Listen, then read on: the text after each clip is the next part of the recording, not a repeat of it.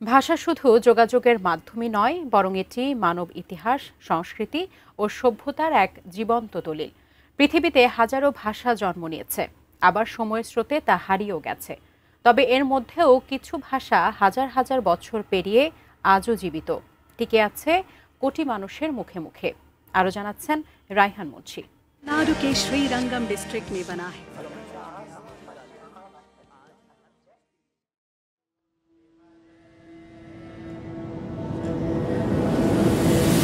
দ্রাবিড় পরিবারের একটি শাখা তামিল ভাষা।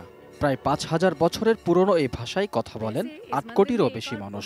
ভারতের তামিলনাড়ু ও শ্রীলঙ্কার উত্তরাঞ্চলে এ ভাষার ব্যবহার সবচেয়ে বেশি। প্রাচীনকাল থেকেই এ ভাষায় সাহিত্য, ধর্ম ও দার্শনিক রচনা লেখা হয়েছে।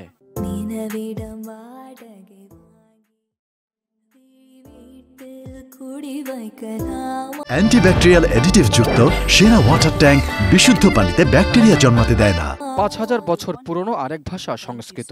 বৈদিক যুগ থেকে ধর্মীয় অনুষ্ঠান, সাহিত্য ও বৈজ্ঞানিক গ্রন্থ বা পাঠ্য বইয়ে সংস্কৃত ভাষার ব্যাপক ব্যবহার হয়েছে। বর্তমানে কথ্য ভাষা না হলেও ধর্মীয় ও জ্ঞান চর্চার প্রয়োজনে শিক্ষা প্রতিষ্ঠানে সংস্কৃত শেখানো হয়। হিব্রু শুধু একটি ভাষা নয়, এটি একটি জাতির ধর্মীয়, সাংস্কৃতিক ও রাজনৈতিক পরিচয়ের মূল ভিত্তি।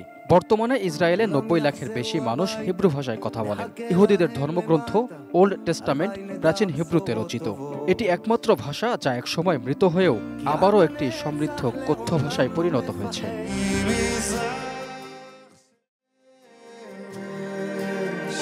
মানব ইতিহাসের অন্যতম গুরুত্বপূর্ণ ভাষা গ্রিক। প্রাচীন এ ভাষার লিখিত রূপ লিনিয়ার বি গ্রিক লিপি। বর্তমানে প্রায় ১,৩০,০০,০০০ মানুষ গ্রিক ভাষায় কথা বলে। পশ্চিমা দর্শন, বিজ্ঞান ও সাহিত্যে এ ভাষার গভীর প্রভাব রয়েছে। হোমারের সাহিত্য বা সক্রেটিস, প্লেটো, অ্যারিস্টটলের দর্শন চর্চার ভাষাও গ্রিক। في قلب اللغة العربية يكمن الكتاب القرآن। কমবেশি ২৫০০ বছরের পুরনো ভাষা আরবি। ৭ম শতকে ইসলাম ধর্মের উদ্ভবের পর এই ভাষা পায় এক অবিনাশী মর্যাদা ও স্থায়িত্ব। ইসলাম বিস্তারের সঙ্গে সঙ্গে আরবি ছড়িয়ে পড়ে এশিয়া, আফ্রিকা ও ইউরোপে। ধর্মীয় গ্রন্থ ছাড়াও বিজ্ঞান, সাহিত্য ও দর্শনে আরবি ভাষার ভাণ্ডার সমৃদ্ধ।